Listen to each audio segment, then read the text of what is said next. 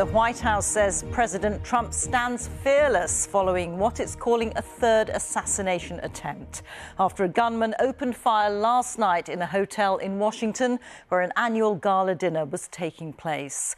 Mr. Trump and his wife Melania were rushed to safety and were unhurt. A Secret Service agent was hit but saved by his bulletproof vest. The drama unfolded at the Washington Hilton Hotel, where President Trump was attending the White House Correspondents' Dinner in the ballroom. At 8:35 p.m, the gunman ran past a security checkpoint on the floor upstairs from the ballroom, armed with a shotgun, a handgun and knives. He opened fire, but was stopped by the guards at the checkpoint without reaching the event. He's been named as 31-year-old Cole Tomas Allen from California. Police say he'd registered as a guest at the hotel. The state visit by the King and Queen, due to start tomorrow, will go ahead as planned, it was confirmed this evening, following discussions on both sides of the Atlantic. More on that in a moment. But first, Gary O'Donoghue was among journalists invited to last night's dinner, and he sent this report. The dinner had only just begun. Scarcely had we finished the first course when chaos and panic erupted. At first, the President and First Lady seemed unaware, their table at the far end of the room from where the shooting was taking place. But as people began to dive under tables and this official leapt onto the stage to protect the President, you can see the First Lady realising what's happening and her evident distress.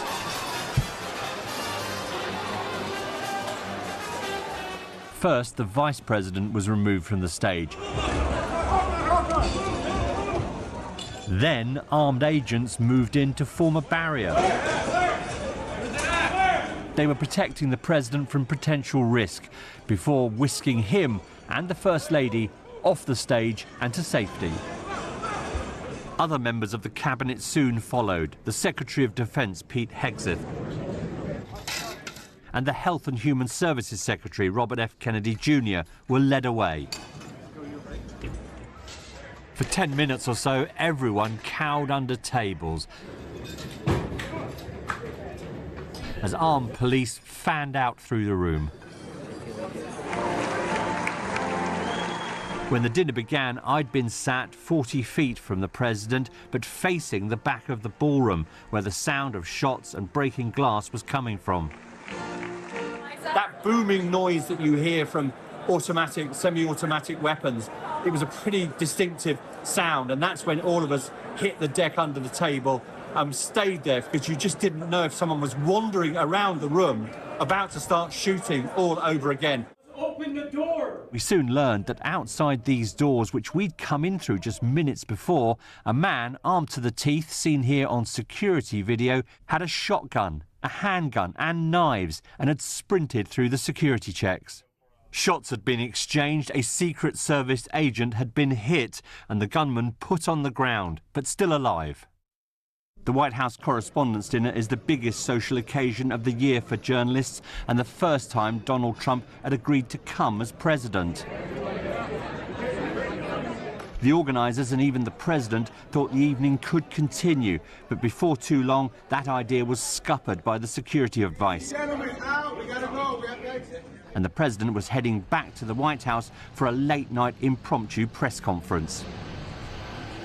An incongruous sight, everyone still in their finery, as the President began to give details of the shooter.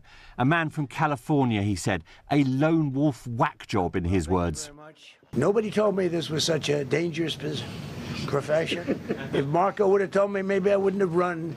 Maybe I would have said, I'll take a pass. No, it's a dangerous profession. But I don't view it that way. Look, I'm here to do a job. It's part of the job. It is a dangerous. I can't imagine that there's any profession that's more dangerous. The acting Attorney General, Todd Blanche, gave his view on the motive for the shooting. It does appear that he did, in fact, have set out to target folks that work in the administration, likely including the president, but I want to wait and not get ahead of us on that. This is the third serious security threat involving the president in less than 2 years. Once again, big questions will be asked about how this could have happened and why political violence is becoming an increasing reality in America today. Gary O'Donoghue, BBC News, Washington. Well, as Gary said there, this is the third time there's been a serious security scare involving President Trump. Our correspondent Tom Bateman, who was also at the event last night, looks now at what more we know about the suspect and the measures taken to protect the president and his entourage. The FBI raided the home of the alleged gunman near LA overnight. Police named him as 31-year-old Cole Tomas Allen. Online, he describes himself as a computer sciences graduate and teacher. Officials say he likely travelled by train to Chicago, then on to Washington, D.C. He was armed with a shotgun, a handgun, and multiple knives. As he ran through that checkpoint, members of law enforcement from the United States Secret Service intercepted that individual.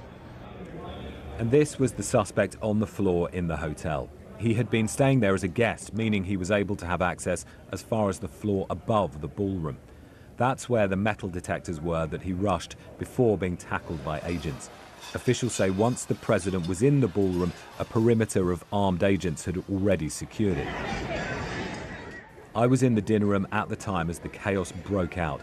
To get there, we'd had to pass the scanners but not show ID, and bags were only checked by hand. Well, we've just seen the entire stage at the Correspondents' Dinner being evacuated. The president was there, and everyone here, you can see, is under the tables at the moment. We saw security forces rush in, armed with guns. You can see now on the stage there are security forces armed with guns. Officials say they are still investigating the suspect's motive, but think he may have been intending to target administration officials, likely including the president. Mr. Trump was said to have been held in a secure area, even as he posted on social media he wanted the show to go on, but security agents had other ideas. We just come through security, so they're not letting us back in now. So you've got lots of Secret Service, lots of security people, and quite a few people coming out of the ballroom. And one of the guys at the security entrance there just said this is now being treated as a crime scene and we have to leave that area. Then I saw the FBI boss consoling the widow of murdered conservative activist Charlie Kirk, a vivid sign of America's unsolved crisis over guns and political violence. I mean, these people they're crazy. The president was motorcaded back to the White House, where he rejected the idea he should review his approach to public appearances. Your team, for a while, rethought outdoor events. Yeah. Do you think that you now need to rethink No. indoor Well, events? but then you just don't do events. No, I can't do that. I have to. It is what it is. We have to do it. The room was very, very secure. You know, he charged from 50 yards away, so he was very far away from the room. This is the third time in 2 years a gunman has got close to Donald Trump. On the campaign trail in Butler, Pennsylvania, a would-be assassin's bullet clipped his right ear. Just 2 months later, at his golf course in Florida, Mr. Trump was rushed to safety when a gunman was spotted hiding in the bushes a hole away. As guests left the Washington Hilton last night, officials were saying the security measures did protect the president. President Reagan emerged from the Washington Hilton. But it is not the first time this hotel has seen an attempt on a president's life. In 1981, Ronald Reagan was shot and wounded here. He suffered a punctured lung. His press secretary left permanently disabled. There last night were the president and the next two in the line of succession. A room packed with America's most powerful left cowering, and a host of questions raised over securing a leader who loves to spend so much time in the public eye. Tom Bateman, BBC News, Washington. Well, the suspect, 31-year-old Cole Tomas Allen, is from Torrance, a Los Angeles suburb where he's reported to have worked as a tutor. Our correspondent Reagan Morris is outside his home for us now. Reagan. As we heard in Tom's report, Cole actually took the train from here all the way to Washington. That's a journey that would have taken several days and allowed him to carry weapons undetected. He then checked into the Hilton Hotel where that correspondents' dinner was being held. President Trump said that Cole's family heard about his plans shortly before he came storming into that hotel lobby, and that it was them who called the police. The FBI arrived here shortly after the suspected shooter Cole Allen was detained, nearly 3,000 miles away, much to the shock of the community and those who know him. He seemed like a very ordinary person, you know. It's just, I don't know. You never expect it coming from this guy. He was a nice guy, down-to-earth guy. I got a lot of help in my physics homework and prepared for tests with him, as well as one of my other buddies. So yeah, it's kind of, you know, it's just something you never expect. So. The 31-year-old lived here with his parents, a quiet coastal neighborhood, a suburb of Los Angeles known for its million-dollar homes, ocean breezes, and good schools. The kids here call Torrance Borrance because not much ever happens here. The FBI have been going door to door looking for evidence. Neighbors are still processing what's happened. Some know the family well, but say Cole kept to himself. Parents I'm friends with. I'm friends with his dad. They're very solid, peaceful, good people in the community. Cole Allen attended one of the most prestigious universities in the U.S., earning an engineering degree from Caltech and then a master's degree from a state school. According to his social media profiles, Allen worked as a self-employed video game developer and a part-time teacher. Allen is facing at least 2 charges, using a firearm during a crime of violence and an assault on a federal officer using a dangerous weapon. He will be formally charged on Monday in federal court. Reagan Morris, BBC News, in Torrance, California. As we mentioned earlier, the King and Queen's state visit to the US will go ahead tomorrow as planned, Buckingham Palace has confirmed, following discussions on both sides of the Atlantic throughout the day. Daniela Ralph reports now from Washington. Dressing Washington, D.C., ready to welcome a king and queen. Events last night have caused all security plans for this already challenging trip to be reviewed, led by the UK government alongside the White House and Buckingham Palace. After discussions, the palace confirmed the visit would go ahead. In a statement, it said, "Following discussions on both sides of the Atlantic through the day and acting on advice of government, we can confirm the state visit by their Majesties will proceed as planned.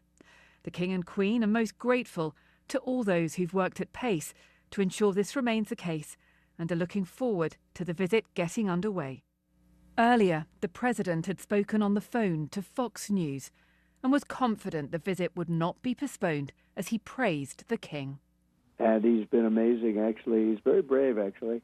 And he's a friend of mine for a long time. So he's coming, and we're going to have a great time. And he represents his nation like nobody else can do it. Thank you very much, everybody. Well, it's a great gentleman. A great gentleman and a great king. When President Trump visited the UK last September, the level of security was unprecedented. The usual elements of a state visit were abandoned, and the President's schedule kept him within the walls of Windsor Castle. This week, the King does have some public-facing events. They have been the focus of the security review. There will be some modest adjustments made, but they will not significantly impact events over the next 4 days. Well, we now know that the King and Queen will arrive here in Washington tomorrow evening, UK time, for what will be the most difficult state visit of the King's reign so far because of that strained relationship between the US and the UK. And we now have that added layer of complexity around security. But this was already a heavily choreographed visit. If you look at the schedule, I have counted around 5 times that we will see the President and the King together. Some of those will just be a photo opportunity rather than moving pictures. So what that does is remove the jeopardy a little bit and limit just how loose-lipped Donald Trump can be in front of the cameras and in front of the King. Because the problem with state visits is that sometimes they don't paper over the cracks. They can sometimes put a spotlight on the problems in a relationship. Rita. Daniela, thank you. Daniela Ralph reporting there. Well, I'm joined by our political correspondent, Joe Pike. And Joe, despite those reservations that Daniel is talking about where things can potentially go wrong, Will there be some relief in Downing Street that this is going ahead? Absolutely, Rita. Partly because of the time and effort spent planning this, partly because they don't want to look like they've been cowed by the events of yesterday, but also partly because they do want to reap economic benefit. Trade is the key focus for this trip, according to Foreign Office sources I've spoken to. Yvette Cooper is travelling with the King as his key foreign policy advisor. Not that he needs it, of course. This is a man who first met President Eisenhower when he was 10. But as Daniela said, the backdrop is fraught. It is difficult. Trump and Starmer spoke on the phone today, but their relationship has disintegrated in recent months. They've disagreed on Iran, on Greenland, on Chagos, and if that Pentagon memo is to be believed, they could disagree on the Falkland Islands too. And even considering all of that, for Keir Starmer, there are more pressing concerns in this country in the coming days. Firstly, he has two former colleagues appearing before MPs on Tuesday in the continuing fallout from the Mandelson saga. And then there is pressure from opposition parties, including the Conservatives, for Parliament to investigate the Prime Minister. That could be dicey. And therefore, Rita, I think the glamour and the drama of Washington and New York could be a distraction that Keir Starmer might welcome in the coming days. Joe, thank you very much. Joe Pike.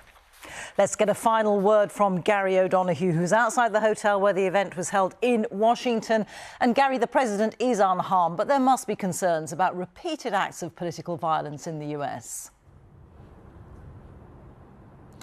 I think that's right, and I think the temperature in the politics of this country has really come to a boiling point really over the last few years.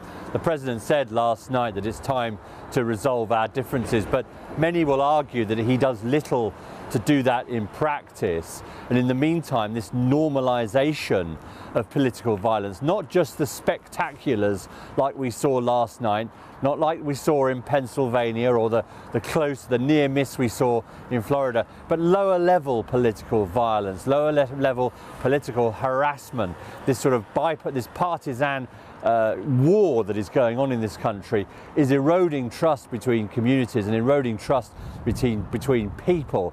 And that is enormously dangerous, enormously damaging for the body politic here in what is, after all, the 250th anniversary of this country's Declaration of Independence.